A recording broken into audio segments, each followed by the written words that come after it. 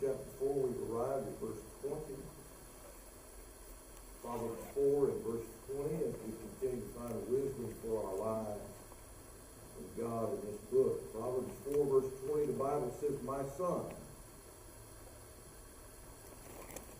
Now, if you're a female, that doesn't mean you're miss out.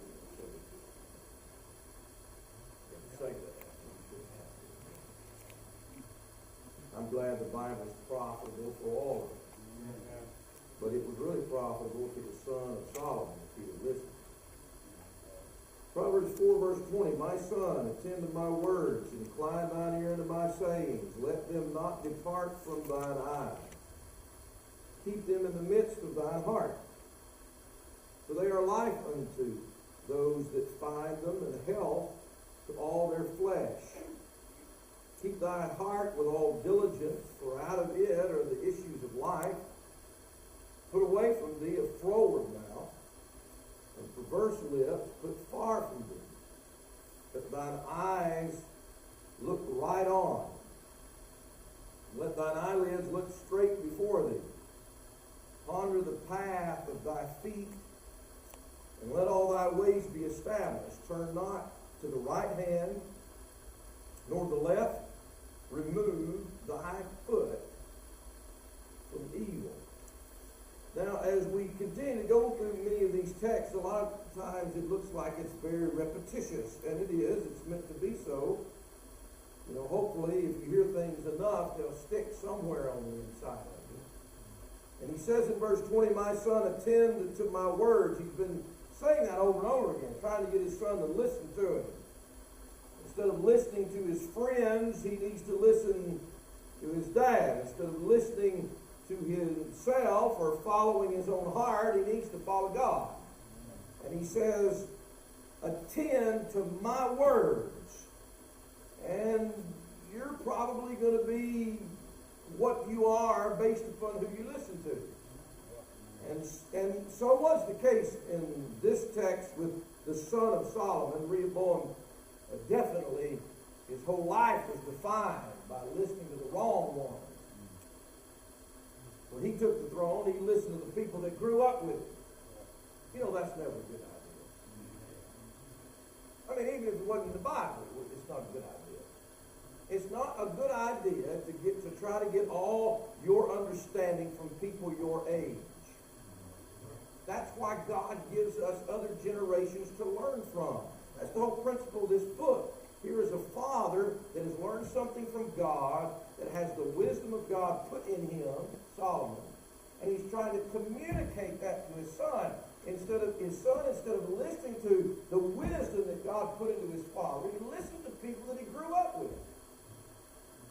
And he loses the majority of the whole kingdom. And what a sad situation. So don't listen to your friends or the people you've grown up with. Don't listen to your heart. You know, that's big today. You know, just follow your heart. Oh, that's so stupid. Don't follow your heart. Follow God. Amen. Listen to the wisdom of God, because all God's wisdom is not in your heart. And your heart will lead you astray. But God will not lead you astray. So he's saying, "My son, attend to my word." Don't listen to other people's words. Don't listen to what's the little voice on the inside of you that might tend to go different paths. Attend to my word, is what he says. And then he says, verse 20, "Incline thine ear unto my sayings." He starts talking about body parts. Look at all of them. He says, "Incline thine ear unto my sayings." Verse 21, "Let them not depart from thine eyes. Keep them in the midst of thine heart." He mentions the heart again in verse 23, which is really, I think, the theme of these verses will give you. Verse 24, "More parts of your body. Put away from thee a froward mouth and perverse lips." 25, "Let thine eyes look right on." You see that? "Let thine eyelids." Verse 26, "Ponder the path of thy feet." You see, all these things that make up who his son is: his mouth, his eyes, his feet, his ears, his eyes, his heart. And really all of it's going to come down to his heart that's going to control, and it always does. Your heart controls your mouth. Your heart controls your feet. Your heart controls your eyes. Your heart controls your ears. Your heart controls all of that. And what God's trying to do is reach this young boy's heart. By the way, that's what God's trying to do anyway. He's trying to reach all of our hearts. Why? Verse 20, one of the greatest verses that you'll read about life is in verse 22. Keep thy heart with all diligence, for out of it are the issues of life. In other words, what proceeds from your feet, what proceeds from your eyes, what proceeds from your mouth, what your ears are engaged in are all tied into whether or not you kept your heart with all diligence. Let's go through these. Verse 21. Verse 20. Incline thine ear unto my saying. Don't quit listening to wisdom. Don't quit listening to God. You know how many people went to church or that go to church, but their ears aren't inclined. Their ears are closed. Don't close your ears to God. If you want to quit listening to somebody, there's plenty of people that you shouldn't listen to. But don't put your brain and your ears in neutral when you come to God. You do understand that church is just a way for God to get a little bit of equal time in your ears? I mean, you listen to things all week long, and then God tries to talk to you at church. That's why, of course, the devil works overtime trying to keep people away, because he doesn't want the right things going in your ears. He says, don't quit listening to wisdom. Incline your ear unto my saying, verse 21. Let them not depart from thine eyes. So you're supposed to hear the words of God, and you're supposed to look at the words of God. You see that? That means it's not enough for you just to go to church and hear the Bible.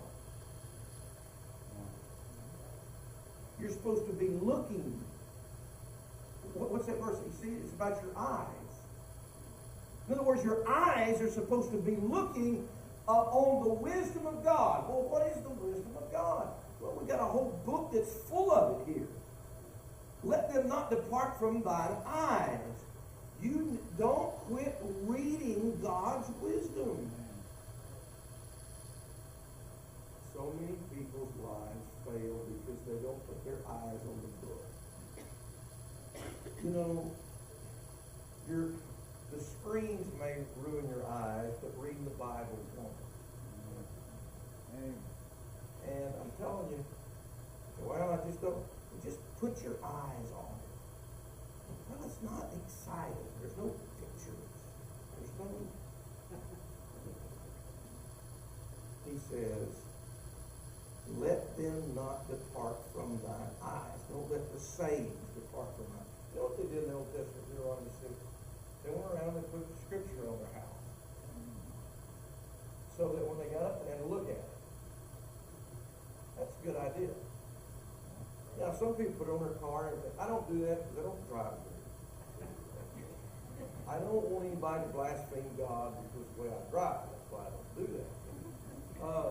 It would be good if you had to look at the Bible every day. Not just hear it, but look at it. You ought to look at it by picking up a copy of the Bible that you have and put your eyes on it. Amen. But you need to be looking at the Bible. If you put it up, signs in your room, signs on your refrigerator, whatever. He says, don't let your eyes, don't let them depart from your eyes. He says in verse 21, keep them in the midst of thine heart. Don't let wisdom be misplaced. He didn't just say keep wisdom in your heart. He said keep it in the midst of your heart. God wants